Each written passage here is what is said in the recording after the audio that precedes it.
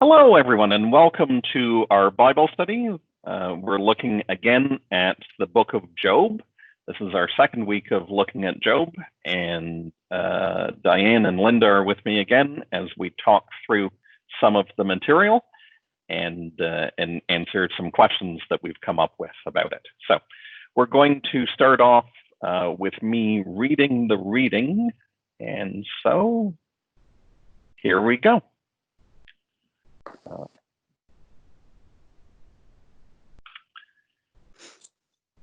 After this, Job opened his mouth and cursed the day of his birth. Job said, "Let the day perish in which I was born, and the night that said, a man-child is conceived. Let that day be darkness. May God above not seek it or shine light on it. Let gloom and deep darkness claim it. Let clouds settle upon it. Let the blackness of the day terrify it. That night, let thick darkness seize it. Let it not rejoice among the days of the year. Let it not come into the number of the months. Yes, let that night be barren. Let no joyful cry be heard in it. Let those who curse it curse the sea, those who are skilled to rouse up Leviathan. Let the stars of its dawn be dark. Let it hope for light, but have none. May it not see the eyelids of the morning, because it did not shut the doors of my mother's womb, and hid trouble from my eyes." Then Eliphaz the Temanite answered, "If one ventures a word with you, will you be offended? But who can keep from speaking? See, you have instructed many. You have strengthened the weak hands. Your words have supported those who are stumbling, and you have made firm the feeble knees. But now it has come to you, and you are impatient. It touches you, and you are dismayed. Is not your fear of God your confidence, and the integrity of your ways your hope? Think now, who that was innocent ever perished? Or where were the upright cut off? As I have seen, those who plow iniquity and sow trouble reap the same. By the breath of God they perish, and by the blast of his anger they are consumed. Therefore I will not restrain my mouth. I will speak of the anguish of my spirit. I will complain in the bitterness of my soul. I am the sea or the dragon, that you set a guard over me. When I say, my bed will comfort me, my couch will ease my complaint, then you scare me with dreams and terrify me with visions, so that I would choose strangling and death rather than this body. I loathe my life. I would not live forever. Let me alone, for my days are a breath. What are human beings that you make so much of them, that you set your mind on them? Visit them every morning, test them every moment. Will you not look away from me for a while, and let me alone until I swallow my spittle? If I sin, what do I do to you, you watcher of humanity? Why have you made me your target? Why have I become a burden to you? Why do you not pardon my transgression and take away my iniquity? For now I shall lie in the earth. You will seek me, but I shall not be." So, more cheeriness from Job. You know, I know that when the people who crafted this narrative lectionary picked the readings for the summer, it's often longer stretches out of one particular book, and often books that we haven't read in worship. And there's value in that, in expanding how much we read.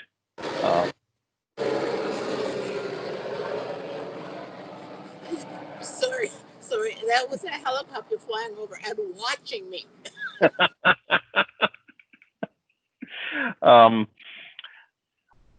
So it's good for us to read these stories, but there's part of me that's really struggling to find the good in reading this story. But anyway, it's what we've got. Job definitely is having a bad day, right? He's taken all of the things that have happened in the last reading and just spiraled, right? To put this a bit into context, because there's a chapter that we've skipped over, and then there's bits in this reading that have been skipped as well.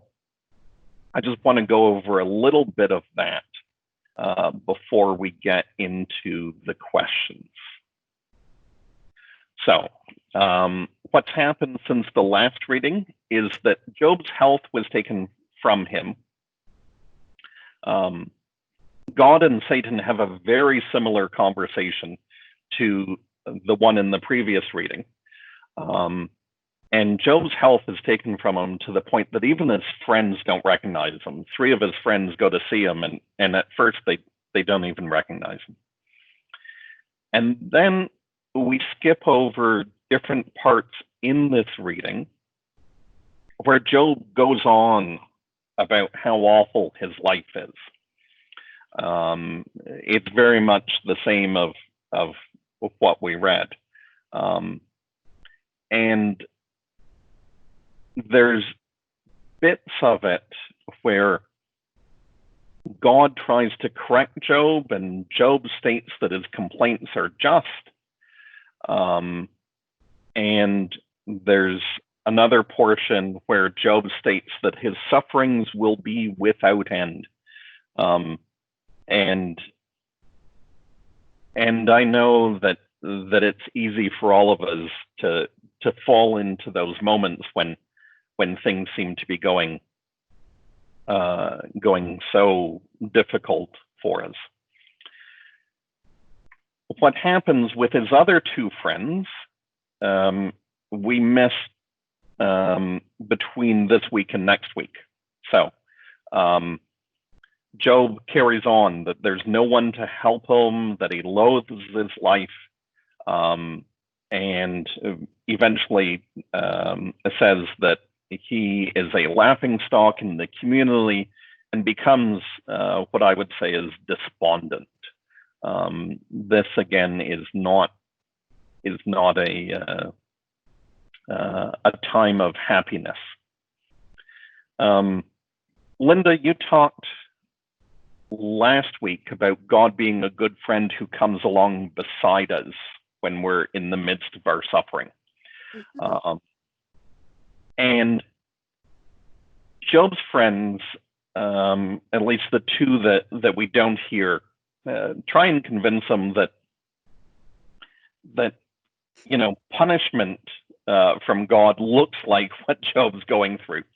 So he must have sinned somehow. And yet we know clearly from the first story and from part of what we don't read today, that Job was still blameless in God's sight. So he didn't sin. But the questions that I've got are all around our interaction with other people. And so the first question is, have you had people say something to you that they thought was really helpful, and it wasn't? What we did read today was the first friend is trying to appeal to how Job was a strength to a number of other people. And yet Job's response to that is, yeah, no, I'm done. And so what the friend thought was helpful really wasn't. And so, have you had that happen for yourself, where somebody's tried to be kind, tried to be helpful, and and they just haven't been? I can't think of anything particular in my own personal life, but I do know that we're often cautioned to be careful with the words we use when we're speaking with someone who is in trouble or who is grieving or who is sad. And the little platitudes that, well, we talked about this last week. God doesn't give you anything you can't handle. Oh, Right. you're a strong person. Oh, you're going to learn patience through this. At a certain time, that's not helpful. And that's kind of what this friend was saying to Joe, wasn't it? He's saying, well, like, you're a good guy. You're smart. And you've got a lot of friends and you've been so helpful. There's no need for you to despair. You should be proud of yourself. And that Joe didn't need to hear that at that particular point. Yeah. Yes. I when I looked at this question, I immediately thought of when I lost my father and more recently my brother. And people have good intentions. I do not argue with that. I totally believe everyone means the best. But when a person says, oh, well, it's for the best, their suffering is ended. I think I've said that myself to people. Yeah. But when you're in that position, it's kind of hollow. And I would even say could be hurtful, because it's kind of dismissing the loss of that person. Like there's a benefit to their death, when you, as the loved one, are thinking, there's no benefit here. There's no benefit. There's a hole, and I can't fill that hole. And platitudes, they don't do that. So, I turn the tables, and I know, as I said, you have to say something to someone who has lost someone. And it's very difficult to find the right words, because what is going to be meaningful? You can't really get into their heads or their hearts at a point like that.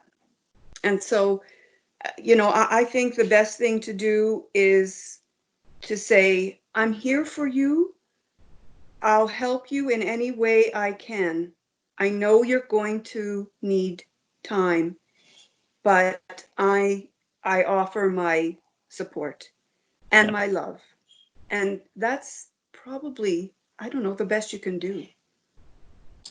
I think also if we're going to pursue that kind of a situation, um, it's helpful, has been helpful for me when people acknowledge. They acknowledge that you're hurting. They can't say or do anything except, I know you're hurting. I'm so sad for you. Yeah. It's very, I think, dismissive when they turn that aside and they say, I know how you feel. And when this happened to me, when my father died, this is what I did. I think that diminishes your own situation because you're hurting and you want to be the center. Mm-hmm. Yeah. Well, you've got a process to go through. And Yeah. I think if you've not really been through that, especially if it's your first time, well, you don't really know what that process is going to be. You don't know how you're going to react, what to expect, how to handle that. And so, how can other people possibly know what you're going to go through? Yes, they'll relate it to their perhaps similar situations, but I agree with you, Linda. I think just something simple like that is all that's needed. Yeah. Yeah. One of the things that that I remember learning in a preaching class of all places was that the role of the preacher at a funeral is to say the things that that nobody else can bring themselves to say. And I started to reflect on that because I thought originally it was a crappy idea. But as I thought about it, I thought about all of the things that we don't say to people around death. You know, we don't say, this is awful. We don't say, this hurts, right? We say things like, well, they're in a better place, or their suffering has ended, or your faith will get you through this. And meanwhile, the grieving people are saying, it's better that, you know, mom's in heaven and not with me, or my spouse has died than is alive. There's no better here. You know, and so that's what began to get me to think about my language in those circumstances. I always thought, you know, saying that, you know, trying to give people hope at that point, as I think Job's friend is trying to do to some degree, is a helpful thing.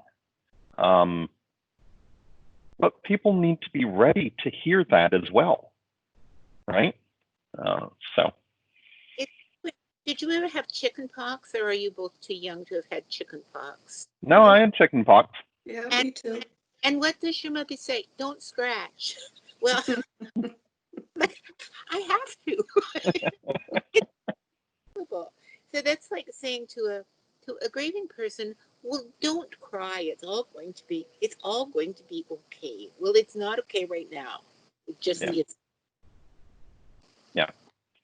Yeah, and that doesn't mean that we don't hold out hope that it will be okay, and even the person who's grieving has hope that it will be right. Okay. It's a matter of for me, a matter of the timing of that. But to say one way or the other is when the person's not ready for it is difficult. Mm-hmm. So my next question is, have you said something to someone that you thought was helpful and it turns out that it wasn't? Probably way too many times. and you don't need to reveal what you've said to your spouses and what has not been helpful afterwards. Sorry, my battery's dying, and I'm just going to plug in here to a portable charger, I hope. Okay. Sorry. Okay. Wow, that's really putting us on the spot, isn't it? Here we go. I'm sure I have. Yeah. Again, without being able to really isolate any incidents, I fear sometimes that without saying the words, I know how you feel, I have certainly turned another person's issue into an experience of my own. Said, well, when I had, and you know, on reflection, I know that that's not helpful. I know that that's not even kind. That's just really being self-centered, or can be perceived as being self-centered. You might think at the time that you were trying to be helpful, sharing a sorrow or a grief, but I don't believe that it is helpful. Yes, and personally, I have offered a situation that needed to be addressed, and I approached it with good intent, not malice. I was very calm about the whole thing, and I thought, okay, you know, we'll just go through this slowly, and I will let this person know that their negativity and their criticism is hurting a lot of people. And that was that was probably the wrong thing to do. It was not accepted. And boy, I heard, that, all right, who do you think you are, kind of thing. Right. And, I always believed that if you go into something with the right intentions, good intentions, not to hurt the person, not to do any harm to anyone, but only to try and improve a situation, that was a good thing. However, what I've learned is not everybody's on the same page. They don't believe that your intentions are good, no matter how you try to cushion that sort of information. They take it, they're very defensive. And I guess I would be too. Yeah. Yeah, for me, it's a matter of I don't know what anybody else's life is like. I don't even know what the life of Elaine and the kids is really like, even though we're together all the time. I have not had the same experiences as Elaine before we got married, and my reaction to them after we got married was not the same. And the same with the kids, even though we might have been at the same places at the same time and participated in the same things, my experience of that and theirs can be very different. We were talking the other day about, we went to Walt Disney World for Ben's 13th birthday. And Andrew wanted to wait in line and do one of the activities at the Star Wars area. He was 6, right? Going to be 7 in a couple of months. It was probably a 2.5-hour wait. I thought it was great. I had no problem waiting in line with him and sort of watching everything else that was going along, because you know what? He was really excited by that. Anna's memory of that is being scorched like a lobster. So when Anna's kids want to line up for 2.5 hours at some point in the future to go to a Star Wars event, she's probably going to respond in a different way than I did. Yes, most definitely. And even though we were both at the same event, we responded to it differently, right? And that's the thing that's unknown when we start talking to people and sharing our experiences as if they're instructive to somebody else. Yes. So. It's rather patronizing, isn't it, to do that? Like, I like the wording you just used. And I think, like Dianne, when we do that, we don't think that that's the purpose. We don't think that we're trying to instruct. Right. But we are kind of giving advice in a way, and Yep. it's very self-centered of me to think that I can give advice to someone else who's walking a different path. Some of the circumstances might be similar, but they're not the same. And as you say, their experiences are different and colored by their own perceptions and life. So yeah, I just don't like to think that I think I'm in a position where I can tell somebody else what to do. Oh. Whether it's don't cry or whatever. Right. Yeah. Yeah. The in the case with my mom, as her dementia was progressing, it was clear to probably everybody but my mom that she needed to move out of the house.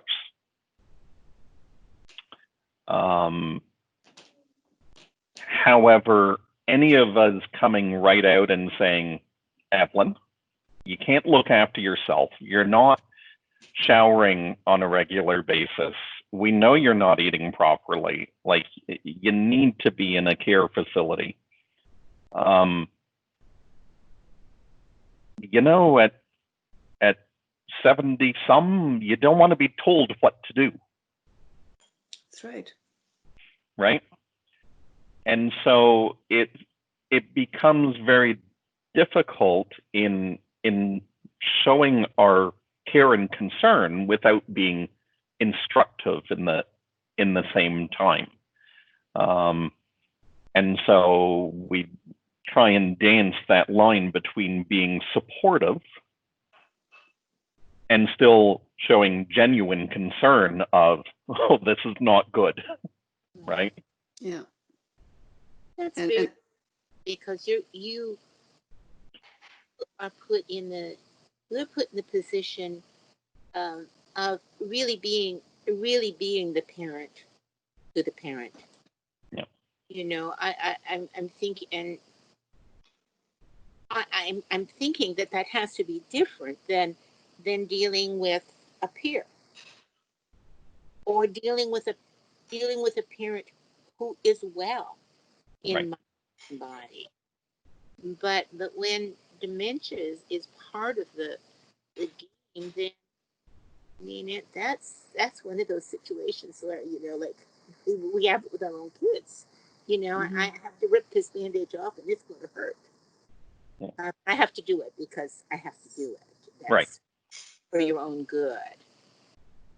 But we just need to be cautious that we don't think that we know it's for other people's own good. You know, the situations where that's the case are very, very limited, I should think. Yeah. Yeah, I know in the case of my dad, if he had have moved into a care facility, I mean, he died very suddenly, and other than heart disease, was in good health. If he had moved into a care facility, his life would have tailed off very quickly, because he needed to be able to go out and putter in the garden and grow roses. And if he had moved into a facility where he couldn't do that, he also loved soccer and a whole bunch of other stuff. But what he did at the house was grow roses and cared for those. And if anybody had said to him, Al, you know, you gotta move from the house, he would have just stopped, right? So it's hard. It's hard. The last question that I've got is based on a couple of things. One of it's the interaction between Job and his friends, but I'm also thinking about the situation that we've got in the world today of it seems to me at times like we're politically, socially, ideologically forming wider and wider apart camps of what we believe. And so the question is, how do friends influence how we see things? I just saw a video this morning of a manager of a gas station ordering somebody of a different race to leave the store, that they would not serve that person because of their race. And I am sure that there are people who are that woman's friends, it's a video from the States, who would believe that she was justified in doing that. Mm-hmm. And I honestly believe that she wasn't. And I don't see how we're going to get to a point in society anytime soon where we come to agreement on that. I know I'm not willing to bend on my belief that it's not. So I don't know how people with the other belief are going to bend either. But how do our friends influence how we see things? I mean, if people support me in my belief that it's wrong, and other people support this woman in the video in her belief that it's right, our friends must have some real influence on how we see things. Well, I know that when I consider who my friends are, they're often like-minded. Not exactly, but, they're the kind of people that I want to associate with. So we have some commonalities. And the other thing too is that when it comes to discussions, we often can have very calm yet informative discussions. And, I don't recall a situation where it resulted in hurt feelings or anger or anything like that. So I find that my friends are, they think in a positive way for the most part. And when we don't agree on something, we're open to discussion because we like each other and we don't want to lose each other. However, I've been in situations where there was someone in the family who always had opposing views. And, when it's a family member, okay, how do you handle that? And mostly the way I handled that, when I heard what their comments were, especially politically, oh my goodness, you couldn't talk politics. No way. So what I did is I just let it go. I just let them talk. I listened. Other people did get in arguments with him, but I did not engage because what is the point? You weren't going to change his mind, or I wasn't going to change mine either. Yeah. For many years, when I was in that situation, I'm still very much like that. I'm an ostrich. I don't like to argue, and I don't like confrontation. So I would I would just be an ostrich. I did, however, as I grew older, um, recognize that I was kind of being a bit, probably a lot, dishonest by being an ostrich. And it started to matter to me that if I didn't say something, the assumption then was that I agreed with those people. Right. And so I developed what in my terms was the courage to say, you know what, we're just not on the same page on this. And then that was it. I could talk no Yeah. more because, as I say, I get anxious in arguments. I don't like arguments. And I married a German family, and they like. But yeah, I think also when we're talking about how friends influence us, I was thinking how careful and concerned we are about the people our children hang around with. I'm sure we've all had that feeling that there were some friends that were not going to be helpful friends to them, or a concern that our child had the backbone to stand up Right. to peer pressure. And so, I mean, that's evidence, isn't it, that we recognize that friends can influence us. And as you grow more and experience more, and as I say, develop some feelings of self-worth, um, yeah, we want to be careful with whom we associate. Yeah. Yeah. Well, thank you. I again, it's these readings are not cheery ones, but I think they do touch some important points, right? I mean, how we interact with each other is the core of who we are. People are social beings, and I know we've had to do this physical distancing thing, and that's meant that we've had to try and do things differently.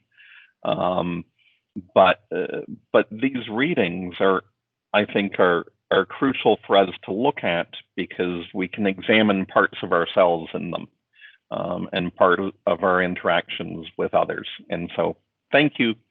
I know the questions were a bit more personal than they have been in the past, but thank you for engaging with that. And then we'll gather again later in the week, and we'll have some more questions.